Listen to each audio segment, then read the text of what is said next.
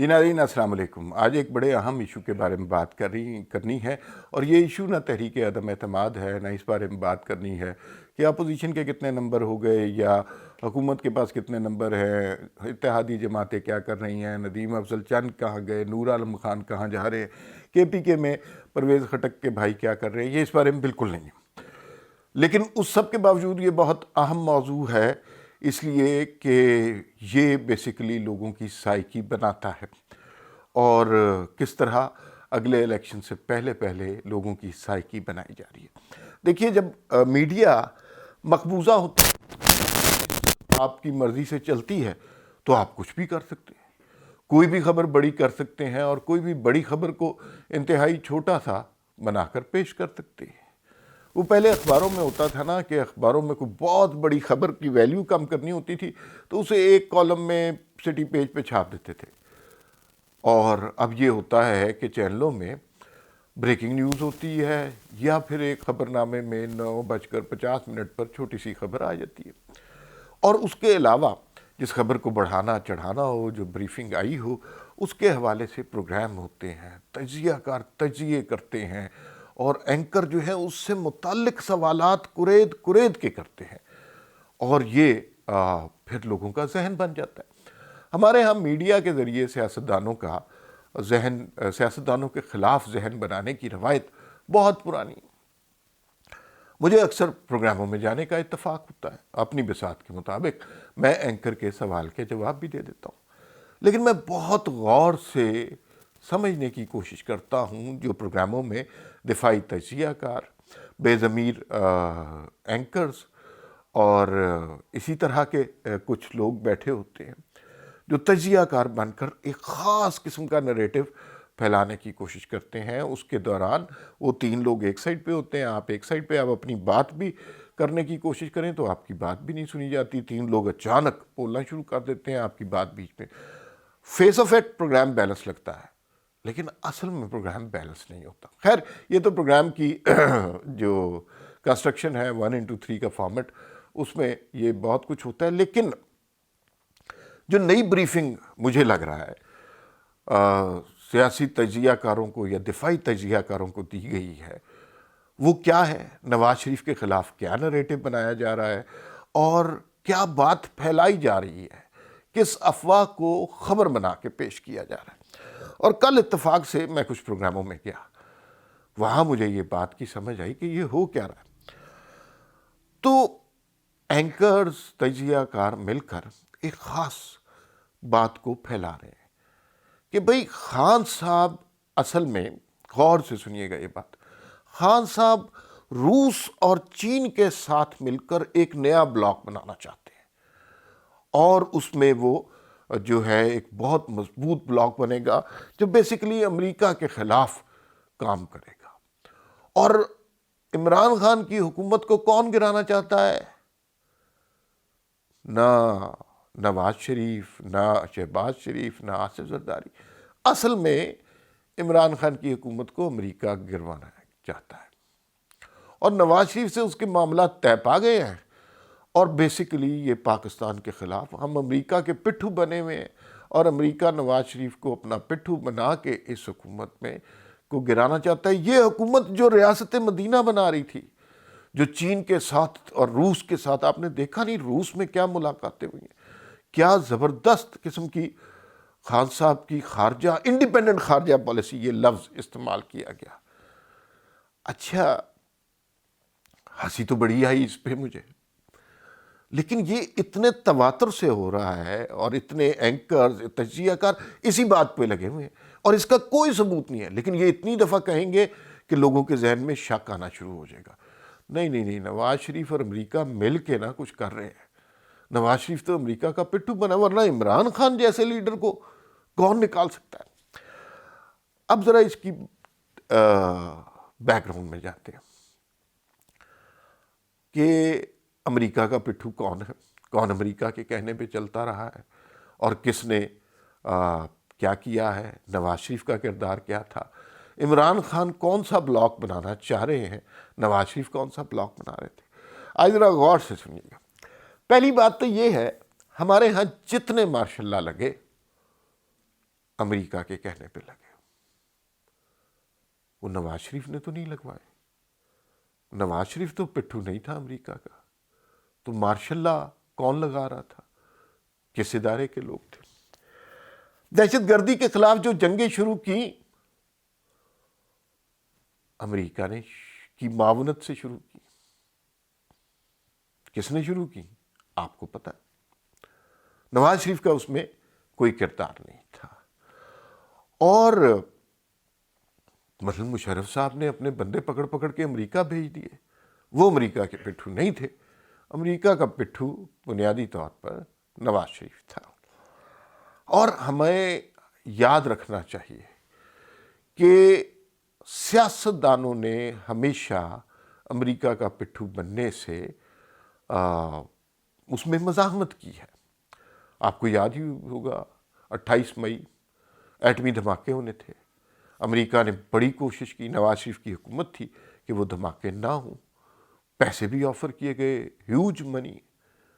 نواز شریف نے کہا نہیں، یہ میری ملک کی عزت کا مسئلہ ہے، ہم نے وہ دھماکے کرنے ہیں. وہ دھماکے کر دیے. ٹھیک ہے، امریکہ کے حکم سے انکار کیا. نیا بلاک عمران خان بنانا چاہ رہے ہیں. سی پیک کب شروع ہوا؟ کس نے اس کو گیم چینجر منصوبہ کی قرار دیا؟ کس نے چینی حکومت سے مذاکرات کیے؟ چینی حکومت کس کو شہباز سپیڈ کہتی ہے؟ تو بلاک تو خارجہ پالیسی تو نواز شریف چلانا چاہ رہے تھے.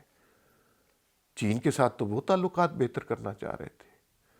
اور خان صاحب چین کے حوالے سے کیا کرنا چاہ رہے ہیں؟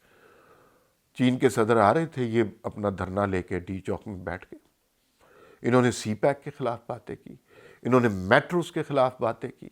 اور چائنا نے یہ ایویڈنس وزیر اعظم عمران خان کو دکھایا بھی کہ یہ آپ باتیں کرتے رہے. سی پیک پہ عاصم سلیم باجوہ جیسا بندہ لگا دیا.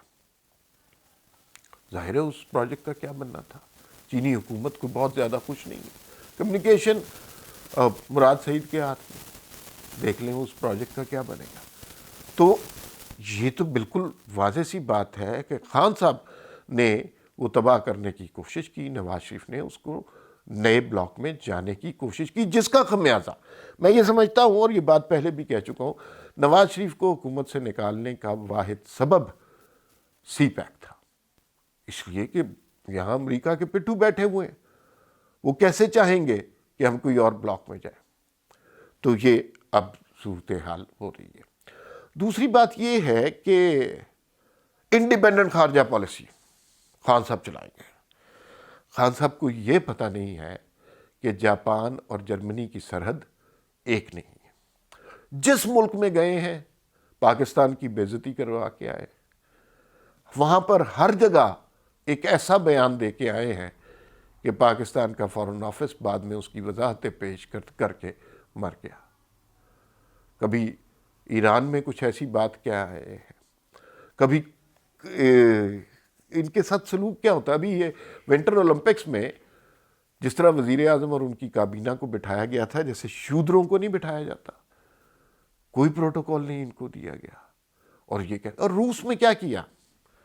3 گھنٹے کی ملاقات کی، اور وہ ملاقات ساری کی ساری اس وقت تھی جب یوکرائن پر حملہ ہو چکا تھا. وعدے کیا ہوئے کہ ہم روس سے چیزیں خریدیں گے. وہ تو کسی بھی ملک سے خرید لیں، اس کی اکانومی کو فائدہ ہوگا. ساری دنیا ہمارے اس وزٹ کو کس طرح دیکھ رہی ہے؟ بہت بری نظر سے دیکھ رہی ہے. انٹرنیشنل لیول پر ہمارے حالات بہت خراب ہو رہے ہیں. FATF کی تلوار ہم پہ لٹک رہی ہے، اور اس دورے کے بعد آپ کے خیال میں ہم پہ سختیاں کم ہوں گی؟ ہم پہ سختیاں زیادہ ہوں گی. پھر سوال یہ ہے کہ یہ نریٹو کیوں پھیلایا جا رہا ہے؟ پہلی بات تو یہ ہے کہ اس بیانیے میں بالکل کوئی حقیقت نہیں ہے. دوسری بات یہ ہے کہ پاکستان میں مذہبی جماعتوں نے ہمیشہ سے ایک اینٹی امریکہ سینٹیمنٹ کریٹ کیا ہوا ہے. امریکہ کا جو یار ہے غدار ہے، غدار. اسٹیبلشمنٹ کے کہنے پہ بہت ساری مذہبی جماعتیں نعرے لگاتی رہیں. ایک طرف سے ہم امریکہ کو ڈراتے رہے، ایک طرف سے ہم ان سے امداد لیتے رہے. تو یہ تو بڑی پرانی کھیل ہے. یہ تو سب کو اب سمجھ آ گئی ہے. امریکنز کو بھی سمجھ آ گئی. امریکن انٹرسٹ کیا پاکستان میں نہیں ہے؟ بالکل ہے. اس کی کیا وجوہات ہیں؟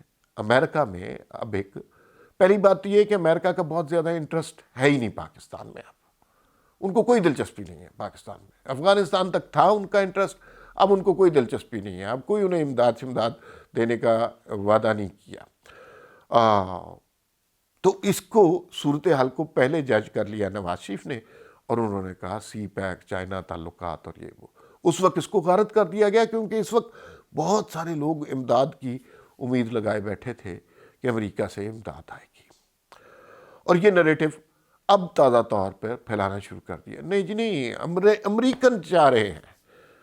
امریکن یہاں پہ جو کچھ کرنا چاہتے ہیں وہ کس کے ذریعے کراتے ہیں، یہ میرے اور آپ سے، میرے سے زیادہ آپ کو پتہ ہے. اور امریکنز کو پتہ ہے اگر انہوں نے کوئی کام کرانا ہے تو کوئی بھی سیاستدان اس پوزیشن میں نہیں ہوتا کہ وہ خارجہ پالیسی کے انڈیپینڈنٹ ڈیسیژن کر سکے. اور خان صاحب اپنا وزیر نہیں لگا سکتے مرضی سے، وہ خارجہ پالیسی کے انڈیپینڈنٹ ڈیسیژن کریں گے. ہاں یہ ایک بات ضرور ہے کہ امریکن گورنمنٹ جو اب ہے، بائیڈن گورنمنٹ، پرو ڈیموکریسی ضرور ہے. وہ شاید، اور یہ میرا گمان ہے، تسلیم نہیں کرتے ہوں گے کہ یہ جو پاکستان میں سیٹ اپ ہے، ہائیبرڈ نظام جو ہے، یہ ڈیموکریسی ہے. وہ سمجھتے ہیں کہ مارشاء اللہ کا نیا نام ہے. یہاں پہ ڈکٹیٹرشپ ہے، یہاں پہ مارشاء اللہ لگا ہوا ہے. تو اس صورتحال کو ان کی خواہش ضرور ہوگی کہ پاکستان میں ڈیموکریسی آئے، پاکستان میں شفاف الیکشن ہو، اور پاکستان میں ریئل جو ہے لوگوں کے عوامی نمائندے اوپر آئے. لیکن کیا اس کے لیے وہ نواز شریف کو اپنا پٹھو بنائیں گے؟ اس سے زیادہ احمقانہ بیانیہ نہیں ہو سکتا. لیکن یہ میں نے اس لیے ویلاگ کیا، حالانکہ سب لوگ آج کل تحریک عدم اعتماد کے حوالے سے سننا چاہتے ہیں. یہ اس لیے ویلاگ کیا کہ میرا تعلق چونکہ میڈیا سے ہے، مجھے اب سینس ہو رہا ہے کہ اگلے دنوں میں یہ بات اور تواتر اور تسلسل سے کی جائے گی. ہر چینل پر 2-4 اینکر اور 2-4 تجزیہ کار یہی بات کر رہے ہوں گے. اور جب اتنے تسلسل سے کوئی بات کی جاتی ہے تو لوگوں کے ذہنوں میں بیٹھ جاتی ہے. کچھ لوگ پرو ڈیموکریسی ہوتے ہیں، کچھ پرو عمران خان ہوتے ہیں، اور کچھ بارڈر لائن پہ ہوتے ہیں جو کنونس ہو جاتے ہیں ان باتوں سے. مطلب ان کا قصور نہیں ہوتا. ایک بات مسلسل لوگ سمجھتے ہیں کہ جو ٹی وی پہ اینکر آ رہا ہے یا تجزیہ کار آ رہا ہے ظاہر ہے کچھ صحیح بات کر رہا ہوگا. انہیں کیا پتا اصل صورتحال کا. تو اس سے لوگوں کے ذہن چینج کیے جائیں گے. اور یہ اسی طرح کی کیمپین ہے کہ جس طرح کہا گیا پاناما میں نواز شریف نے اربوں کھا لیے، بعد میں کیا نتیجہ نکلا؟ کچھ بھی نہیں. انہیں بعد کے نتیجے سے کوئی پرواہ نہیں ہوتی. ابھی لوگوں میں ایک سینٹیمنٹ اجاگر کرنا ہوتا ہے، اور انہیں نظر آ رہا ہے کہ الیکشن ہونے والے ہیں، الیکشن سے پہلے کوئی ایسی بات کر دی جائے. نواز شریف چور ثابت نہیں ہوا، ڈاکو ثابت نہیں ہوا، کرپشن نہیں ہوئی، کسی قسم کی بدعمالی نہیں ہوئی، اقربا پروری نہیں ہوئی، سارے کھاتے کلیئر ہیں. تو اب نواز شریف کا کیا کرے؟ انہوں نے کہا یہ چلا دیتے ہیں یار کہ نواز شریف امریکہ کا پٹھو ہے. وہ ہمارے دوست ہیں رضی دادا، وہ کہتے ہیں کہ جس چیز کے خلاف یہ تقریر کر رہے ہوتے ہیں اسی وقت بیک گراؤنڈ میں وہی کام کر رہے ہوتے ہیں. بالکل درست انہوں نے بات کی. تو آپ سے یہ گزارش ہے، اب جب آپ کے سامنے کوئی پروگرام آئے، کوئی سوشل میڈیا کلپ آئے، کوئی سی جہادی یوٹیوبر کا ویلاگ آئے، تو یہ سمجھ لیجئے گا کہ یہ ایک کیمپین ہے اور جھوٹ ہے، بہتان ہے. اس کا حقیقت سے